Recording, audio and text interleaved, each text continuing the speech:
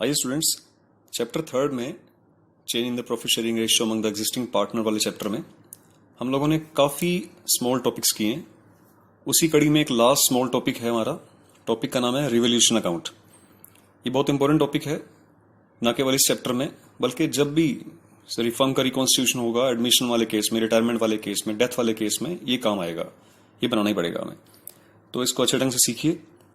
तो revolution account को सीखने से पहले कुछ इसका बेसिक्स जान लें हम लोग।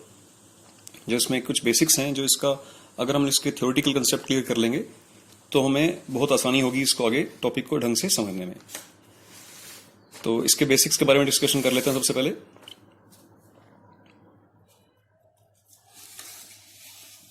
आइए, सबसे पहले आपको एक चीज मैं बता दूं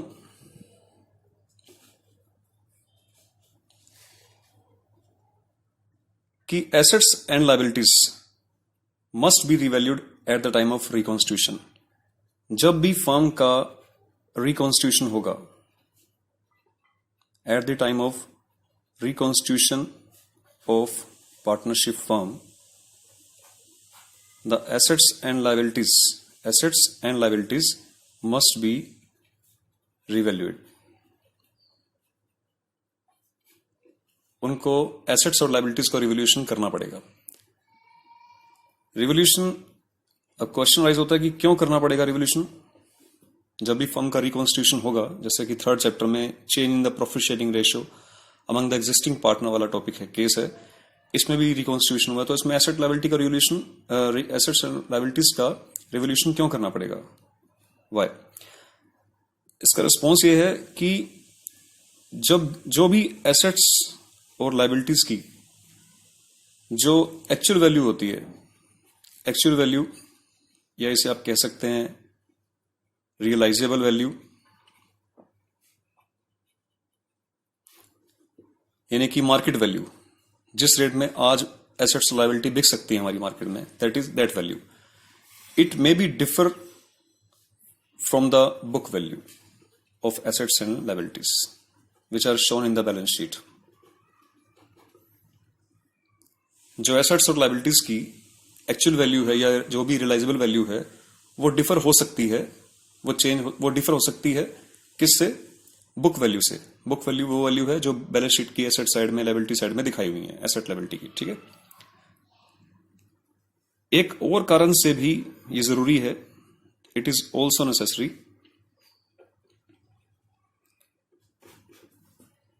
कि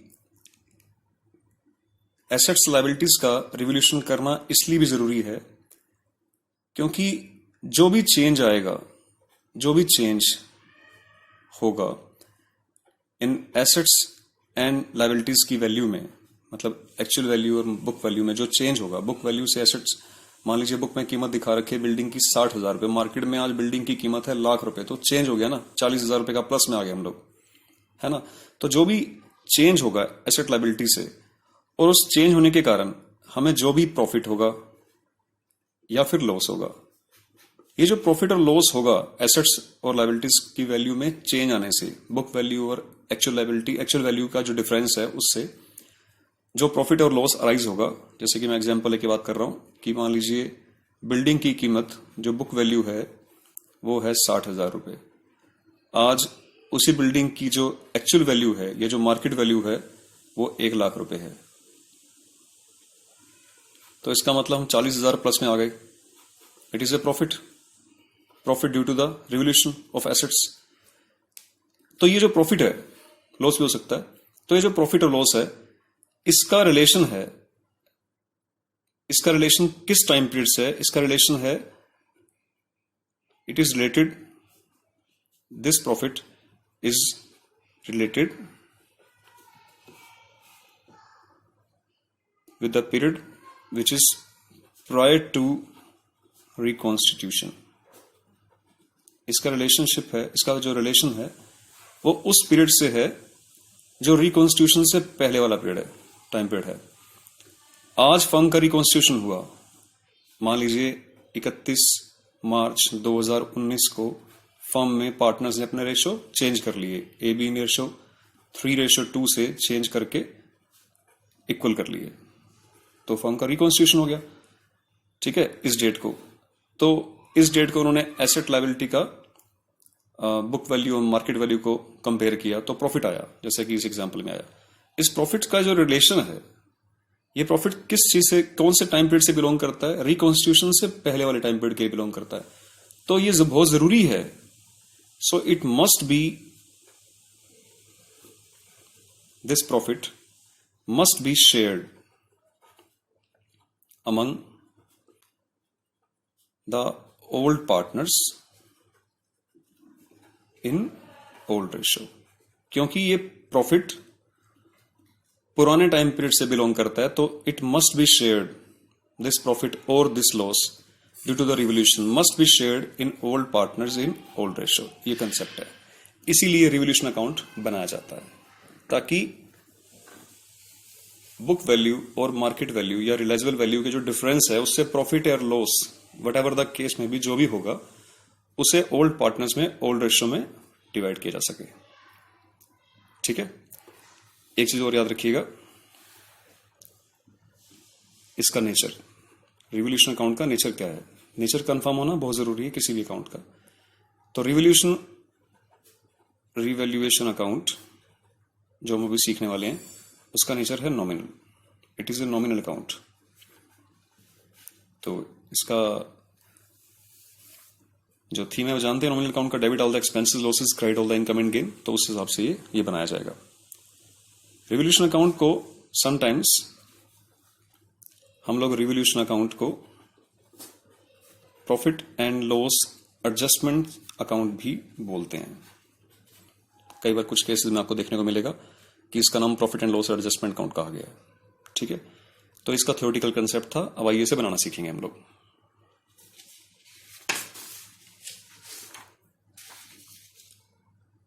रिवोल्यूशन अकाउंट को बनाने से पहले एक चीज क्लियर कर लीजिए कि revolution of assets and liabilities may be given effect in two different ways. जब जब फर्म का रिवोल्यूशन होगा तो वो दो तरीके से अपना इफेक्ट आपको शो करेगा। They can be two cases, you can say. पहला केस है when partners want to record the revised value in the books. Second case है when the partners don't want to record the revised value in the books. Revised value को एक alternate नाम से भी बुलाते हैं हम लोग, आपको पढ़ने को मिलेगा बुक्स में। That is Altered value. Altered value, जैसे अल्टरेशन करवाते हैं हम अपने लिए, एक जीन्स खरीदते हैं, जीन्स में कुछ कम या ज्यादा अल्टरेशन करवाते हैं उसकी हम लोग, लेंथ को, वेस्ट को, तो अल्टर्ड वैल्यू। तो पहला केस है कि पार्टनर्स चाहते हैं कि वो रिकॉर्ड करेंगे बुक्स में जो वैल्यू रिवाइज्ड हुई हैं। सेकंड केस है पार्टनर नहीं चाहते, they don't want to record the revised value in the books. हम लोग फर्स्ट केस करेंगे अभी। उस केस में रिवोल्यूशन अकाउंट बनाना सीखेंगे कि जब पार्टनर चाहते हैं कि वो रिवाइज्ड वैल्यू का मतलब, अभी मैं एग्जांपल से बता रहा था कि बिल्डिंग की जो कीमत है, बुक वैल्यू है वो 60,000 है, मार्केट में उसकी कीमत है 1,00,000 रुपए, तो वैल्यू रिवाइज हो गई। तो क्या वो जब रिवाइज बैलेंस शीट बनाएंगे रिकॉन्स्टिट्यूशन के बाद, रेशियो चेंज होने के बाद की बैलेंस शीट बनेगी, तो उसमें बिल्डिंग की कीमत क्या दिखाई जाएगी? पुरानी वैल्यू 60,000 रुपए या नई वैल्यू 1,00,000 रुपए। तो अगर रिवाइज वैल्यू को शो करना चाहते हैं तो ए केस है, अगर वो रिवाइज वैल्यू को शो नहीं करना चाहते तो केस बी है। तो हम लोग बात कर रहे हैं केस ए की। ठीक है, इसमें रिवोल्यूशन अकाउंट बनाना सीखेंगे हम लोग। बनाना बहुत ही आसान है, ये नॉमिनल अकाउंट है, मैं पहले ही बोल चुका हूं। So debit all the expenses losses credit all the income and gain. आइए इसे बनाना सीखते हैं। पहले इनकम साइड की बात करेंगे। कब इनकम होगी रिवोल्यूशन के टाइम आपको? बाय जब increase in the value of assets. जब आपकी एसेट्स की कीमत में इंक्रीज होगी तो आपको बेनिफिट होगा। So you are in profit. मान लीजिए, अभी इसको क्वेश्चन को एग्जांपल से करेंगे। और कैसे इनकम होगा आपको, और कैसे इनकम होगी? By decrease in the value of liabilities.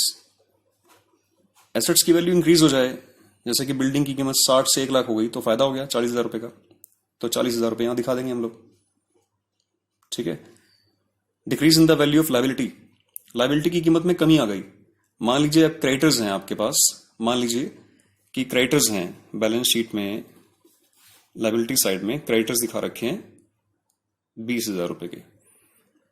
जब मार्केट कीमत, जब इसकी जो मार्केट वैल्यू पता लगाई क्रेडिटर्स की, तो पता लगे कि ये क्रेडिटर सिर्फ 18,000 रुपये के रह गए, तो कीमत में कमी आ गई ना। ठीक है, 2,000 रुपये क्रेडिटर नहीं मिल रहे हमें, तो जो हमें बेनिफिट हुआ है वो 2,000 रुपीज का हुआ है, क्योंकि decrease in the value of liability. ठीक है। इसका वाइस वर्सा केस देखिए, कब लॉस होगा आपको, 2, यहां लिखा हुआ है increase in the value of assets, यहां आएगा decrease in the value of assets. अगर बिल्डिंग दिखा रखी है 60, इसकी जो मार्केट वैल्यू है वो पता लगाइए आपने 50,000 रुपये, तो आप लॉस में 10,000 रुपये यहां दिखाएंगे आप। ठीक है। सेकंड क्या था यहां पे, decrease in the value of liability, और अगर increase in the value of liability हो जाए, increase in the value of liability हो जाए, तो आप लॉस में हो जाएंगे। जैसे कि आउटस्टैंडिंग एक्सपेंसेस थे आपके हिसाब से 10,000 थे, लेकिन जब इसको सर्वे किया मार्केट में, तो आउटस्टैंडिंग एक्सपेंसेस, जैसे आपको पता लगे कि आउटस्टैंडिंग एक्सपेंसेस आपके 10,000 नहीं है, 15,000 रुपए के हैं, तो 5,000 रुपए का नुकसान आपको और हो गया, लाइबिलिटी बढ़ गई आपकी। और केस देखिए, आपको बेनिफिट और कैसे होगा, बाय अनरिकॉर्डेड एसेट्स मिलने से। अनरिकॉर्डेड एसेट्स क्या होती हैं, आप गोडाउन की सफाई कर रहे हैं, गोडाउन सफाई करते वक्त आपको पता लगा कि गोडाउन के अंदर एक पुराना टाइपराइटर मिल गया आपको। ठीक है, जो कि बैलेंस शीट की एसेट साइड में अब तक शो नहीं था, कोई भी टाइपराइटर शो नहीं है यहाँ पे, तो इट इज अनरिकॉर्डेड एसेट्स। आज आपने उसकी मार्केट वैल्यू पता लगाई, बुक वैल्यू तो उसकी 0 है, बुक में तो है ही नहीं वो टाइपराइटर। मार्केट वैल्यू पता लगाई तो मार्केट में वो कहते हैं जी ये टाइपराइटर आपका 3,000 रुपये का बिक जाएगा, तो ठीक है, हमें फायदा हो गया। जिस तरह अनरिकॉर्डेड एसेट्स हो सकती हैं, उसी तरह अनरिकॉर्डेड लायबिलिटी भी हो सकती है। आपके पास एक कस्टमर आता है, कहता सर ये आपने बीपी इशू किया था मुझे किसी टाइम, बिल्स पेबल, जबकि यहाँ पे बीपी के बारे में कोई जिक्र नहीं है लायबिलिटी साइड में। वो कहता है सर देखिए आपके साइन किए हुए हैं, ये बीपी पे आपने बिल्स पेबल आपने मुझे साइन करके दिया था, तो इसकी ड्यू डेट आ चुकी है, मुझे पेमेंट दीजिए।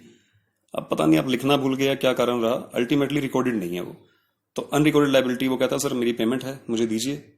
उसने बताया कि मेरी पेमेंट है यहाँ पे 15,000 रुपये की, तो आपको देनी पड़ेगी, अनरिकॉर्डेड लायबिलिटी। इससे आपका लॉस हो जाएगा। So debit all the expenses losses, credit all the income and gain पे चलेगा रिवोल्यूशन अकाउंट। जब सब बना लेंगे आप तो इसका टोटल करेंगे आप। टोटल देखिए, इस तरफ इनकम साइड आपकी है 45, लॉस में आपको डेबिट में दिखा रहा है 10, 5, 15, 15 और 15 30, टोटल 30 आ रहा है।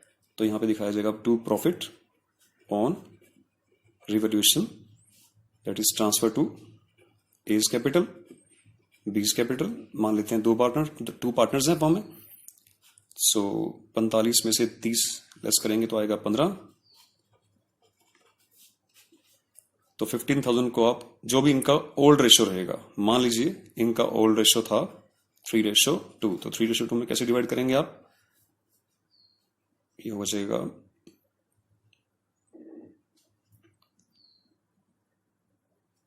9,000 और 6,000, ये डिवाइड हो गया, that is the revolution account. ठीक है, थैंक यू।